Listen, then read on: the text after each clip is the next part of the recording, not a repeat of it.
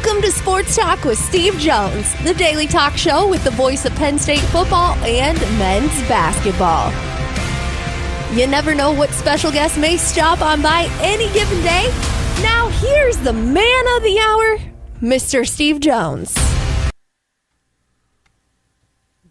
So, your franchise that you love so much is so confused that on the bottom of it, it has to tell everybody what sport they play? Yeah, it's got to tell them plays football. They didn't play much of that this year, so they had to make sure they re-emphasized it. My goodness, all you do is backhand these poor people. Oh, they do the same to me. Well, everybody does that too. Exactly. It is the opening day of the transfer portal. Opening day. 10 days of pure excitement.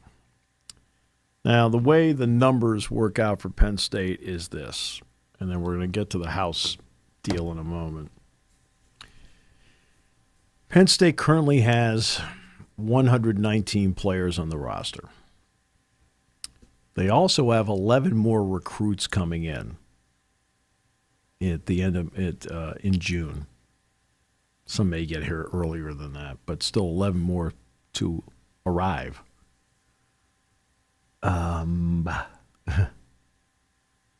Of the 130, because I'm going to take the 119 plus the 11, of the 130, I believe 33 are walk-ons. Okay. And now we'll get to the house part of it. What the NCAA did this week in its response to Judge Claudia Wilken is one of the more baffling and, to be frank with you, disgusting things I've seen in a legal proceeding of this sort in my life.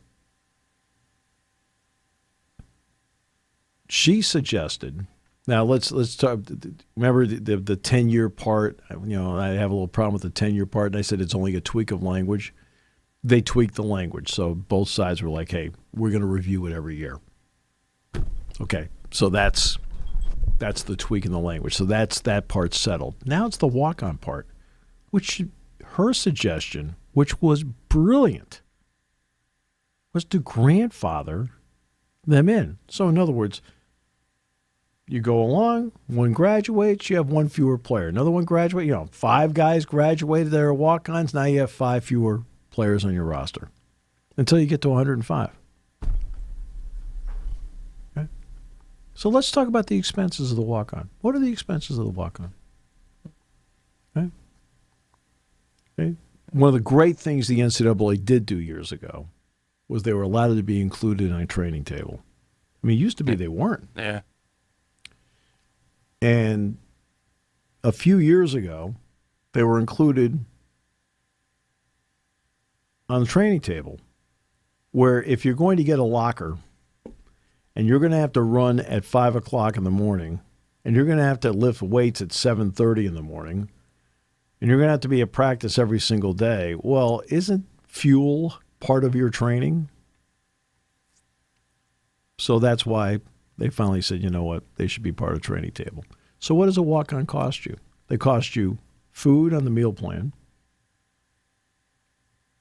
and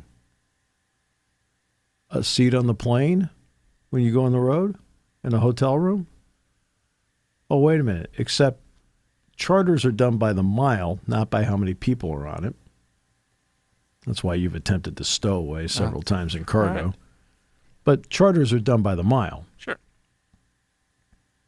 Okay? Penn State takes a full plane. Now, they don't take all 105 players with them. No. There are rules in the Big Ten. You take 74. But some of those 74 are walk-ons because they're playing on special teams and so forth. So they don't cost you really anything for a seat in the plane, and they really don't cost you anything in the hotel. Oh, why? Right? They'll cost you part of the food in the hotel, but everybody pairs up. So there's somebody going to be paired up with whomever anyway. If one happens to be a walk-on, they have the room anyway. They don't cost you any. They really essentially don't cost you much of anything. And the NCAA came out and said and said that defending the 105-person roster. What is wrong with you? What is wrong with you? You don't do that. No. Don't tell me you're about the kids. You're not about. No. I don't even know who you're about. No. How do you get there and then defend that? When she gives you a perfectly reasonable solution that over the next 4 or 5 years, everybody will be allowed to get to this because the existing players should not be hung out to dry. The intelligence of the judge versus the intelligence of the attorney Killaroo for the NCAA, or at least the people he's representing, are not in the same room. Nope. One has wisdom and the other one has ideology. What is wrong with you? Now, it hasn't been settled yet. If I were her, I'd delay it again. Go, no, you work out this thing. I'd tell her, I would not doubt that she tells them, you work out that part, we're not getting it done. She may tell them that. Yeah. And if she does. And would be right. But good for her. Yeah. Right? The NCAA was not smart enough to come up with the idea themselves. I know you're shocked by that. Because they don't care about the kids. No, they don't. No, absolutely not. Oh, no. Please, you can do all the advertisements you want. You can do all the ribbon board stuff you want at the Final Four, which you see in the background. Okay? You care about cash. Yeah, no question. And that's what's bringing that in. Right. Yeah, they don't care about what. Okay. Absolutely not. The walk-on? Yeah. Walk-ons are a critical part. Over my experience of walk-ons has been this. The vast majority of them, not all, but the vast majority of them are great for your culture. Mm-hmm. Absolutely. The vast majority of them who are paying their way to go through school are some of the ones that end up giving your team the grade point average. Okay? Not all. No. A good chunk of them. You're like, what is wrong with you? Don't brag about, the graduation rate. Please. You're looking at a segment of people who, for the love of the game, for the love of the game and the love of their school, are participating. And the NCAA is arguing with a judge that the 105 player thing is.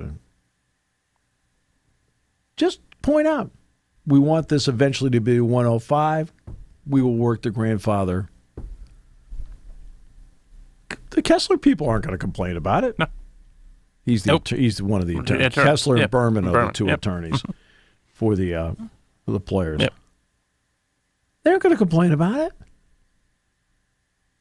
Look how crazy the scholarship players go when a walk-on gets a scholarship. Yeah. Because those players are beloved. Yeah. Well, they also know that, look, you take another way, scholarship athletes bust their rear ends too, there's no question. They also know there's these guys, what they have to go through. Sometimes they have jobs to pay for school, working their way as much as they possibly can to get that scholarship, and they absolutely bust their rear ends over and over. And that's to not acknowledge that enough is ridiculous. I mean, they actually, when I read it, I sat back and went, what are these people doing? It's ignorance. To me, it was easy. Yeah.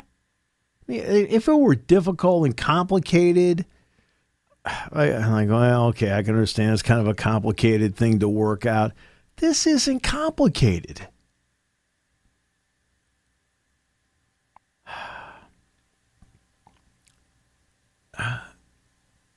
I don't get what's going on here. I don't either.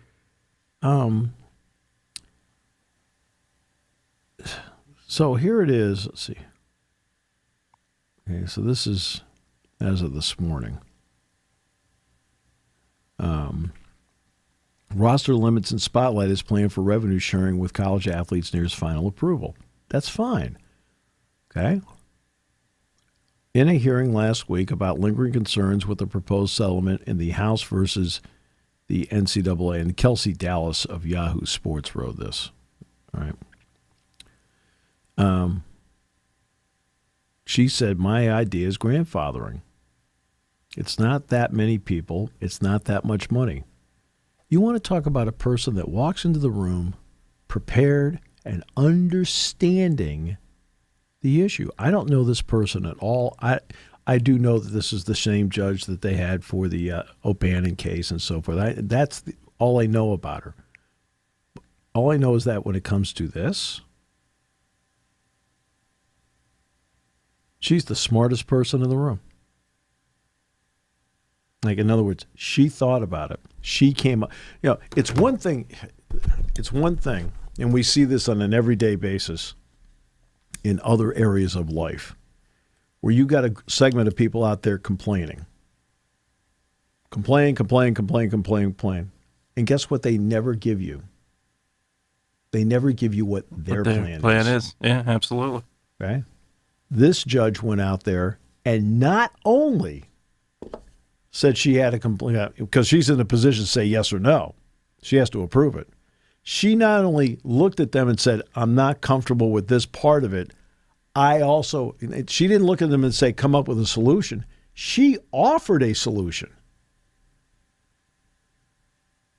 Okay? She didn't just go out and like march and chant and do things like that and have no solution to what's going out there. Here, give me an idea. What is your idea?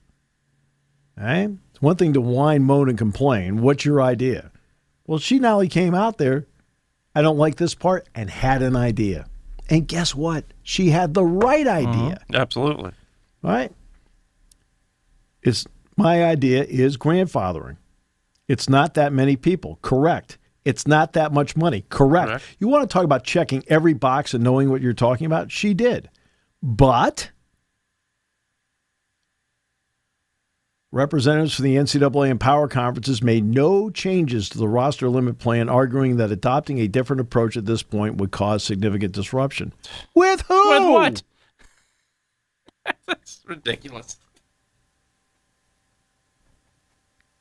Member institutions, student athletes have been making decisions in anticipation of roster limits. That is limited. Okay? Penn State, for example, they've talked to people about if. But James hasn't moved anybody because he wanted to see how this actually played out. He hasn't moved anybody. No. He was hoping that there'd be some semblance of common sense here. It's not like they haven't planned, hey, you have to be at 105 by the opening game of the season. Okay. It's not like James doesn't have a plan. He does have a plan. But he's also letting the players go out there and practice and work. Okay? Wilkin can't actually force changes to the settlement during this phase of the legal battle, but she has the final say as to whether the settlement is fair and can go into effect. Respondents, including athletes who are unhappy with the NCAA settlement, had until last night to file their own brief with Wilkin about whether it should be approved. So roster limits just one part of the complex agreement. They weren't getting as much attention in the media. Well, maybe not overall. How many times have we talked about it? Plenty of times. Over and over and over again. Just, back pay has been talked a lot about, revenue sharing, and enhanced oversight of NIL deals. But the attention on them has rapidly ramped up as athletes have shared their stories about losing a spot on their dream team or being forced to reopen their recruitment amid roster adjustments. Look, you're going to have players, going to FCS or Division II because they just love the game, want to keep playing. And they're going to have to go to school someplace else unless they just want to give it up and just finish out and just end up being wherever. The roster limits ended up in the settlement because They enabled the drafters to address a couple of different issues, including the challenge of keeping the playing field level with different schools having very different budgets. Again, will 30 walk-ons change the balance of power in college sports? Last I checked, there was a Heisman Trophy winner who started as a walk-on. Uh-huh. Last I checked, there was a guy that had 2 interceptions in a college football playoff game last year that stopped one drive, and he ran the other one back for a touchdown that began his career here as a walk-on. The NCAA and conference leaders are trying to ensure that programs with smaller budgets can afford additional scholarships.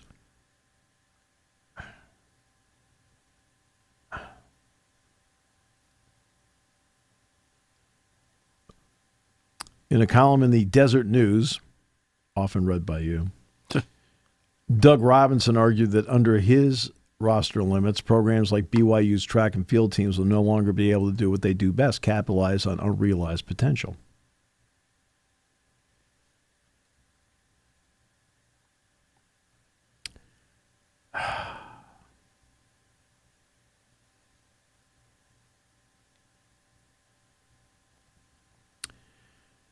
The filing says future athletes will retain the right to challenge the settlement in the future. As they explain new adjustments, the people behind the filing continue to argue in favor of approval of the settlement.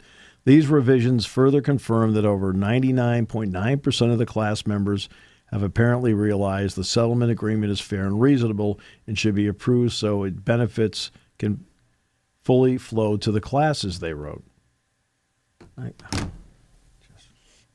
Okay.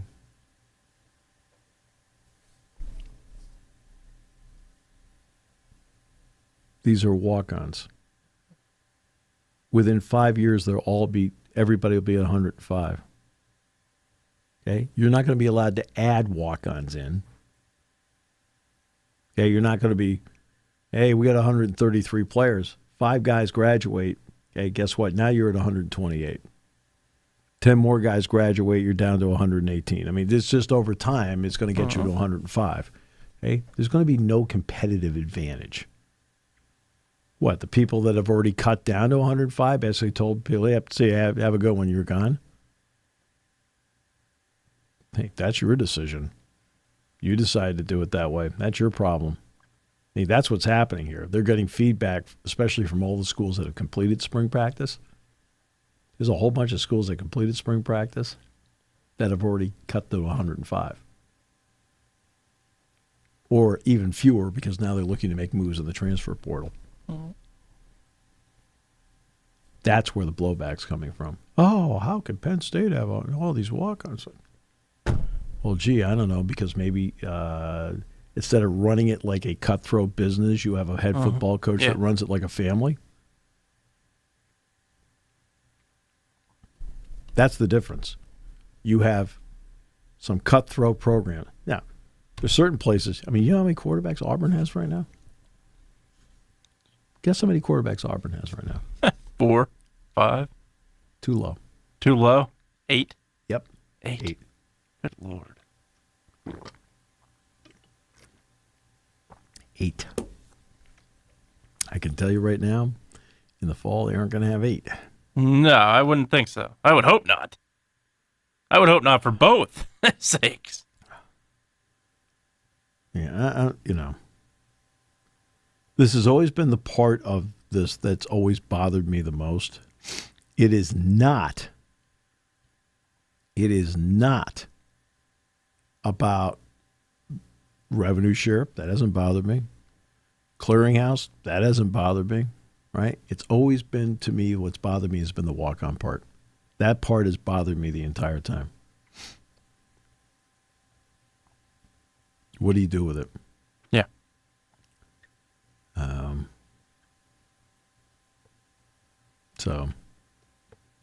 But the transfer portal is open.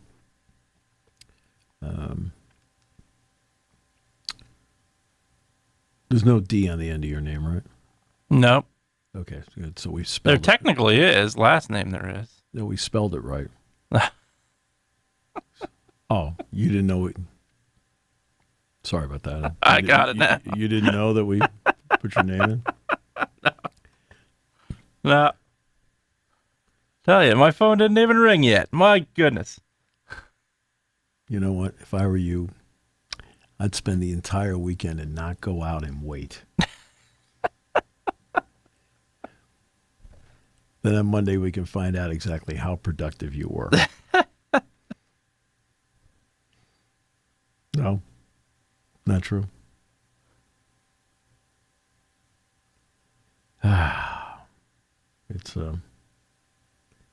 It is an interesting time. Very interesting time in sports, which we've always known it was going to be an interesting time anyway. Right. But it's and the in basketball, by the way. Oh, geez, Chris Letang had surgery to close the hole in his heart. Ooh. Did you see that? No. Jeepers, cats.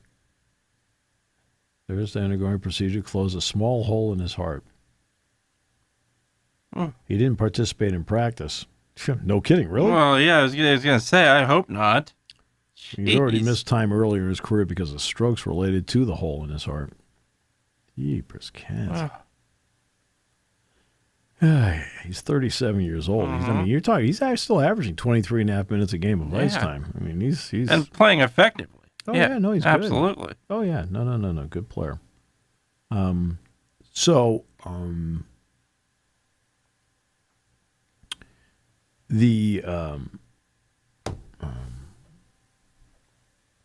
the portal's open. Penn State basketball did get a player in the portal, Josh Reed, from Cincinnati. Mike talks about bigger wings. He's 6'7", and he was here with his dad, I think, on Monday. I saw them. They were kind of doing this. I said, what? They were asking if you were in the gym. I said, no, he's not here. Yeah. He doesn't come to the gym, right? Okay, perfect. He's never here. And the last 10 games of the season for Cincinnati, he started 9 of the 10. The only game he did not start was senior day. Seniors started. Wes Miller starts as seniors. And he was one of their top players the final 10 games, and he was their leading scorer in their Big 12 tournament game against Oklahoma State. So that gets Penn State now to 9. And we'll see how many Mike wants to go. Mike could go anywhere from 11 to 13 players when it's all said and done. And so that's that big wing you're looking for. He can play guard too, but the bigger wing you're looking for, that kind of player, because Eli Rice stays healthy, he's going to help them a lot. So that's one part of it. And then, did you see the Trae Young story? Yeah. Yep. Atlanta Hawks guard Trae Young threw a hard pass, showed off a little fancy ball handling. Ordinarily, those are good things. But doing against referees was frowned upon, and the NBA said he was making a mockery of the game. Mm-hmm. His frustration with how the Hawks play-in game against Orlando was going to finally boiled over with 4:47 to go last night when he earned a pair of technical fouls, one for rifling a chest pass at referee James Williams, and then moments later when he deflected the ball with his foot that wouldn't give it up promptly to referee Pat Frayer. Trae Young received the first unsportsmanlike technical foul for throwing the ball at a game official, Williams told a pool reporter. Okay, somebody's going to have to explain one day why they can't bring all the officials out and talk. Yeah. Okay, it's 2025. It's time to be adults. Okay? If an 18-year-old in the NCAA tournament has to explain what they were thinking on the last shot of the game. Yeah. What, a 50-year-old official can't meet the media? Absolutely. Cut me a break. He received his second unsportsmanlike conduct technical foul for kicking the ball away and making a mockery of the game as we were attempting to shoot a free throw for the first technical. By rule, when the player receives 2 unsportsmanlike fouls, he is ejected from the game. The Hawks, to their credit, put up quite the fight. They lost to Orlando 120-95. Oh.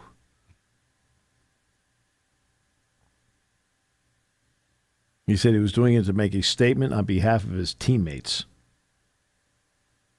because he felt it was an uneven whistle. Yet the oddity is Orlando was whistled for 25 fouls, Atlanta 18. Atlanta took 34 free throws, Orlando took 27. Oh, boy. So now the Hawks have to host either the Bulls or the Heat to decide the number 8 seed in the Eastern Conference play-in. I did not see you won the Memphis game last night with Golden State. Golden State won? Did they really? Yep, Curry hit 2. Shockingly, Curry hit 2 clutch threes at the end. Memphis had a chance to tie and had a 5-second violation. See, there are a lot of people who thought that Memphis was going to get blown out of that game. No, they were down 20. They came back. Yeah. Yep. 121-116 they won it. And it was 119-116, and Memphis was called for a 5-second violation with about a little under 15 seconds left. Yeah. And if you're wondering, Lamar did not play in last night's game. He was on the bench, but he didn't play. Some odd reason, Curry played 39 minutes and had 37 points. Jimmy Butler had 38. Butler had a good game, 12-20. I didn't see a second of the game last night. Saw a little bit of it, yeah. I saw some of it. I think the Grizzlies are still... I think they have a good young core, obviously. I think the Warriors, on the other hand... they're a little older. I was going to say, yeah. They're a little older. Yep. Been there before, plenty of experience. Yeah.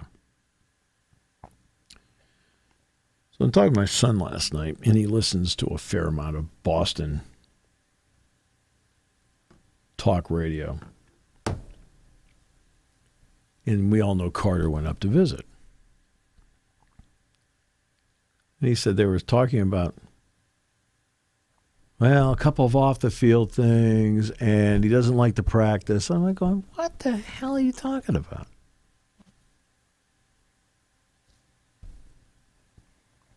Hey, what is wrong with you people? Wait, this is what we do in talk radio?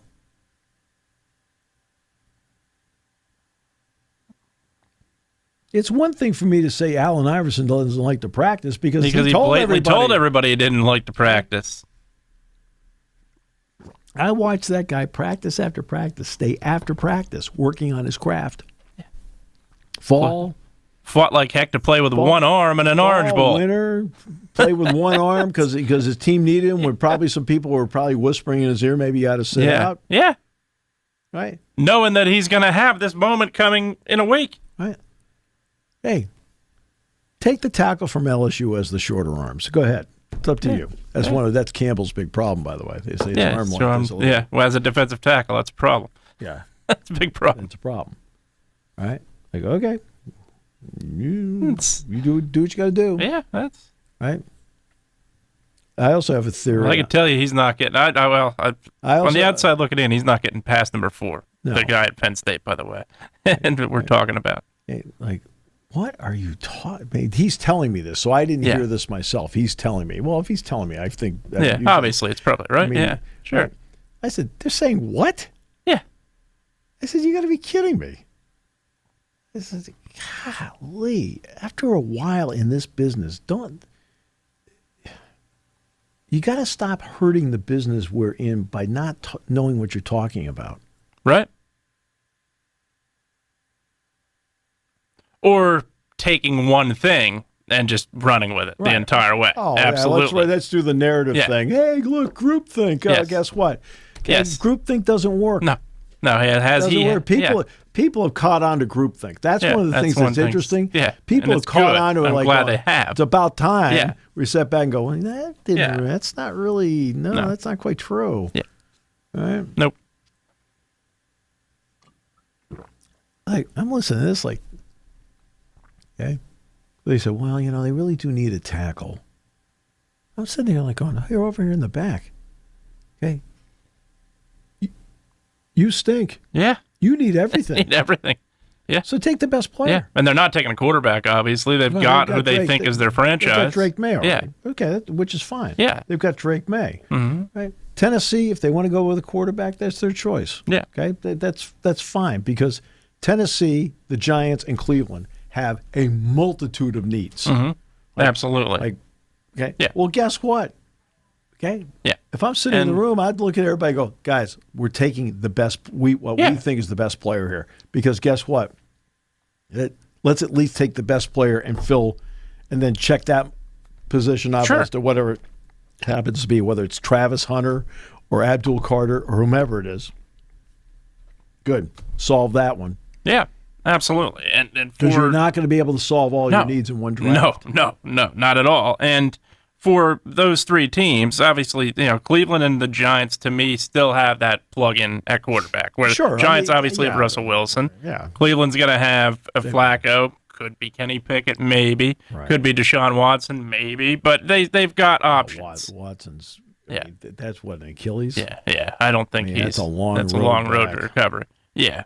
But I think for me, at least, when I'm looking at it, they at least have options, though. Tennessee, I think probably not. I think they go with Ward. But other than that, 2, 3, and 4, I think you got to take the best player available at every one of those picks. Because guess what? You have tons of needs. Yeah. Right? All we need is a quarterback. You're picking that high for a reason. All we need is a quarterback. Well, not really. There's no Peyton Manning in this draft. No, exactly. Yeah. All right. If there's a surefire guy, go for it. If there's not. Right. Which you have to have the quarterback to win. I understand Absolutely. that. And that's why they get paid the money they get paid. But Joe Flacco, I know it's 2 years later, so he's 2 years older now. Cleveland did make the playoffs with him as their starting quarterback. Mm-hmm. All right. Russell Wilson is, based on what I saw last year with Pittsburgh, is still functional. Functional and good enough in areas. Okay. Yep.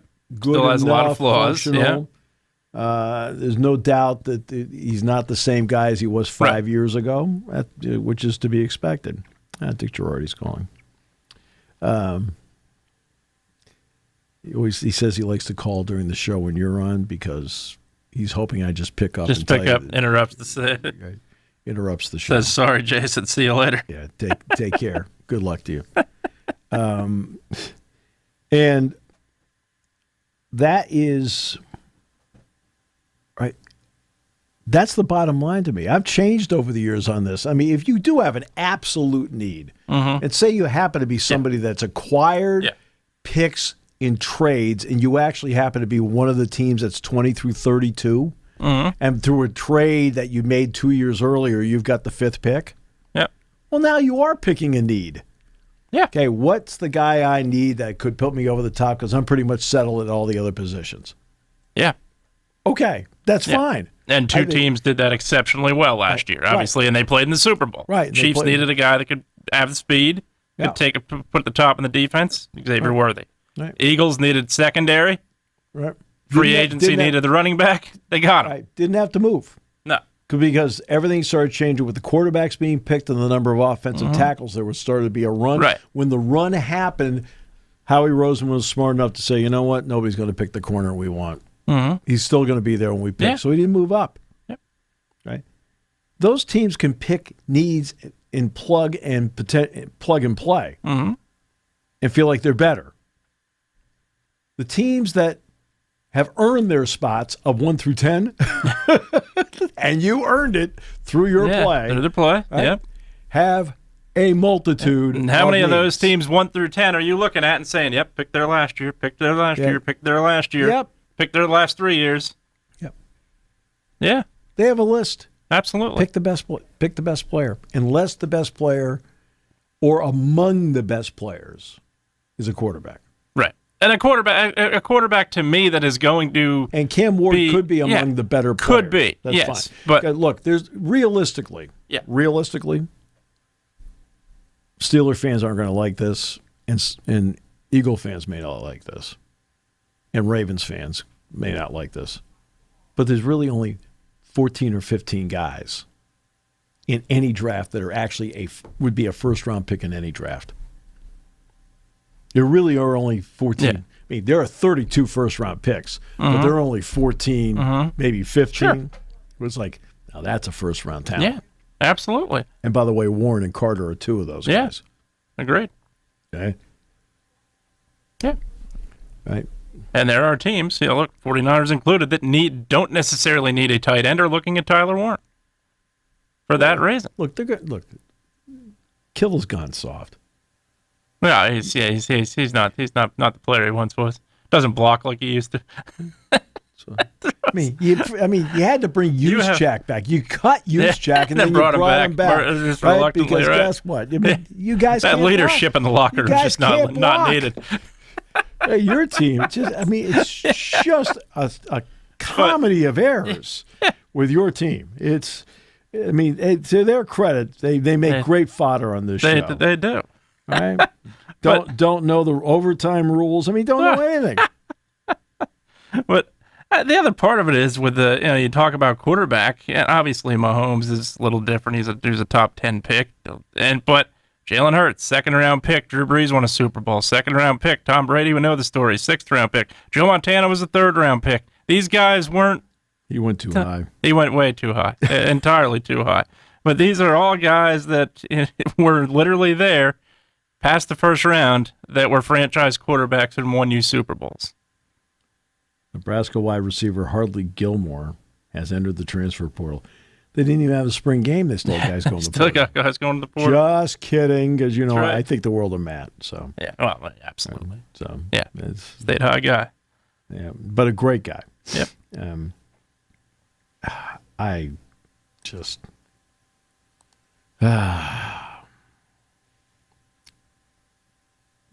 so we'll see.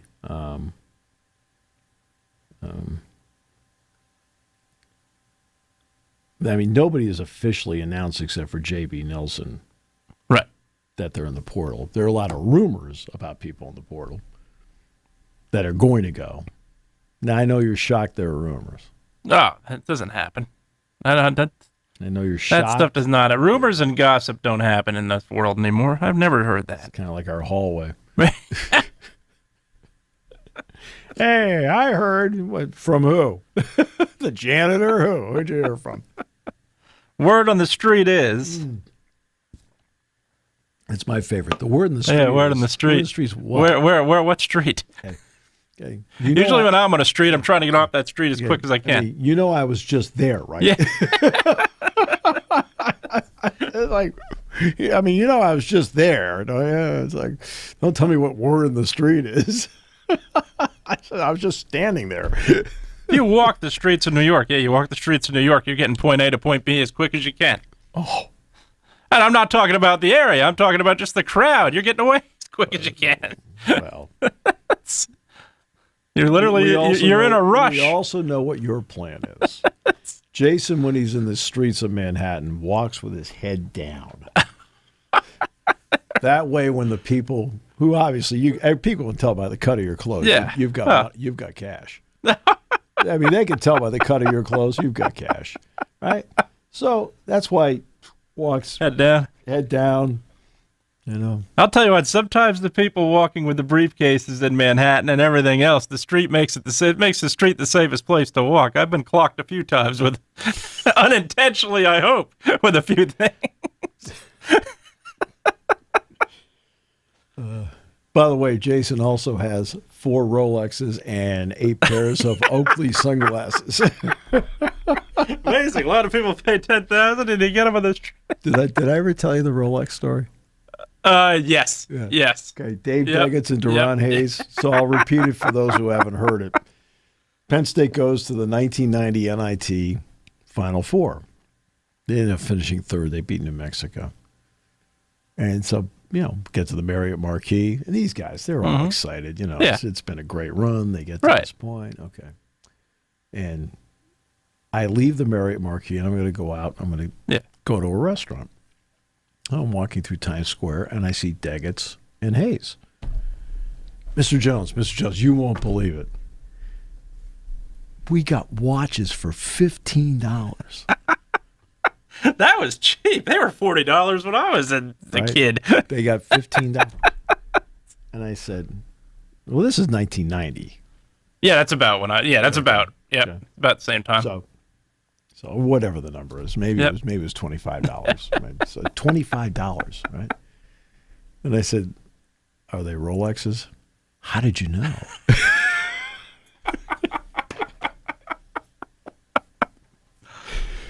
So they're all excited. I'm like, okay, great. Yeah, I don't really say much of anything to them. It's like, it's great. Have a good time. We also an artifact. You didn't know what you know now back then either. Oh, no. Well, you knew. No, I knew. Obviously, you think I didn't know? Exactly. As you get older, you know. Yeah, but this 8-year-old didn't know he was buying a bootleg Hard Rock Cafe shirt. Right. Well, I mean, that's a bootleg 49ers football shirt. I mean, what the heck? I mean, you're still doing the same thing today. And so, 2 days later, Daggett's watch dies. Okay. I saw Duran 15 years later. Still had the watch and was still working. So you don't know. No. You know they're not real now.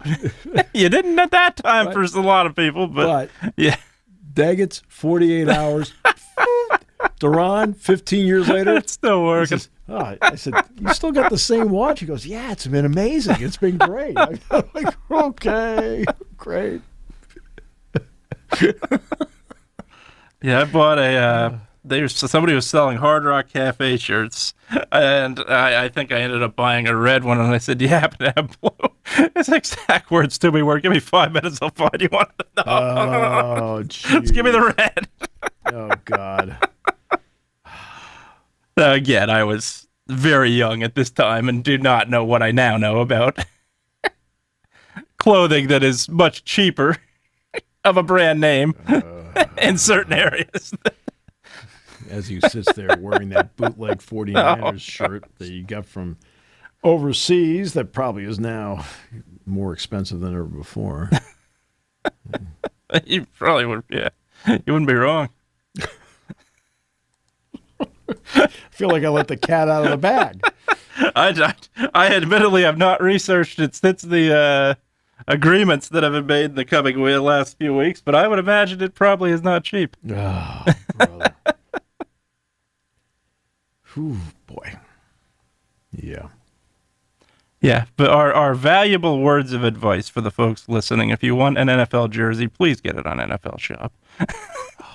Or Fanatics, or somebody that is this station. And the ad console. We are not encouraging. Please, unbelievable. Not encouraging you to buy anything that is, is not legal. Come on now, do the right thing. You? Yeah. Yes. Unbelievable. Yes. Oh God. Yeah, that Hard Rock shirt from several years ago that obviously was not. Now I know it was not a legitimate Hard Rock shirt. Lasted me about 2 or 3 years. It did last about 2 or 3 years. Unreal. But yeah, that's classic. Still works that many years later. I was like, great. Well, I guess you could say you have a Rolex watch. Well, it says it on there. Well, if it looks like one, hey, you can. People will believe it, probably. I mean, that looks like one too. I would not take it to a pawn shop or something and say, "Hey, I got a Rolex." They're gonna probably know the difference, but the guy just looking at you casually is probably not gonna know. I wouldn't think it. Well, maybe there's some you can tell. Oh man. But yes, that is one thing that they do excel at. Well, I get a kick out of the concerts when they try to sell you the shirts, and a representative from the band comes over with a big garbage bag, and suddenly, there you put them in. Well, your business is done, buddy. Oh boy. I have seen that happen at least 3 occasions. Yeah. Well, it's been an adventurous. It has been an adventurous last few minutes here. Basically, have found out. I mean, how you've worked around many rules Not recently, I can tell you that. Heck no. Oh, what, you're reformed? No, not... learned my lesson on when I was 8 years old on a Hard Rock Cafe shirt. They put you in cuffs? No, they didn't. No, they were... No, I think the statute's long. I would hope the statute's long out on that one. I'm in big trouble if it's not.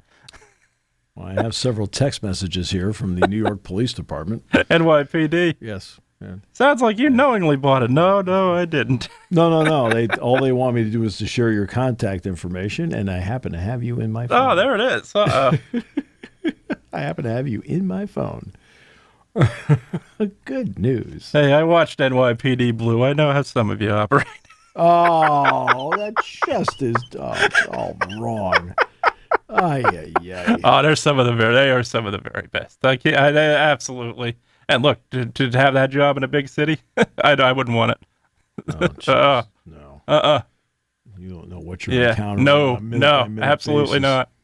You know, on absolutely a minute not. Basis, you have no idea what you're absolutely not. You give tremendous amount of aberration for them. By the way, I should have said something yesterday. I normally do, but yesterday was Jackie Robinson Day. So. Yes, it was. Yes, and that's why I saw everybody wearing 42 yesterday as a great tribute to the great man himself. Absolutely, Jackie Robinson. It was interesting when you go out to UCLA and you go around Pauley Pavilion. You know, he played football there. He played basketball there. He played baseball there. He was on the track and field team there. It was excelled at everything. Mm-hmm. I mean, people will tell you that they didn't think baseball was his best sport, yet he was a Hall of Fame baseball player. And he was not put in the Hall of Fame because he broke the color barrier. No, he's a great player. Of Fame because he was a great player who also was significant culturally because he broke the color 100%. barrier. Okay? Yeah. Stole home in the World Series. I'll never forget seeing the highlight of that. Oh, Yogi Berra thought he was out. Jumping up and down. I can't tell by the reaction. I mean, that's the highest Yogi ever jumped in his life. Like, oh, he was... Yeah, well, the heck? We were talking about there was a retired number that they were retiring someplace, and the fans were mad because they were retiring the guy's number 2 and a player from back in the day that they thought was great. They're retiring this guy first instead of the other guy. And I pointed out to somebody, I said, well, the Yankees have number 8 retired for 2 twice. Guys. Yeah. So you can do it twice. Yeah. You know? So. I'm trying to remember who the heck the player was, but it was like fans were upset. Like, okay. Oh, we don't want to listen to the fans. No, never. Why would you? Well, so much for your philosophy. It's not like they pay the salaries of the players and do everything they can to support the franchise and the teams and the schools. Have you thought about burning that sweatshirt? No, can't burn the sweatshirt. Why not? It tells me the 49ers are a football team. I got to make sure. It also tells you what conference they're in. It does. Really, I mean, you want to talk about an all-purpose sweatshirt. That's right. You've got it. That's right. And you got it on the cheap. I keep telling you. No. Okay? It was not made and distributed from Canton, Ohio. It's from Canton, which is closer to Shanghai. What do you do? Where do you get this knockoff stuff? What pipeline do you have, and does the government know about it? I guess at this point we better end the show because right now you're digging deeper. You don't know what to say. You're confused.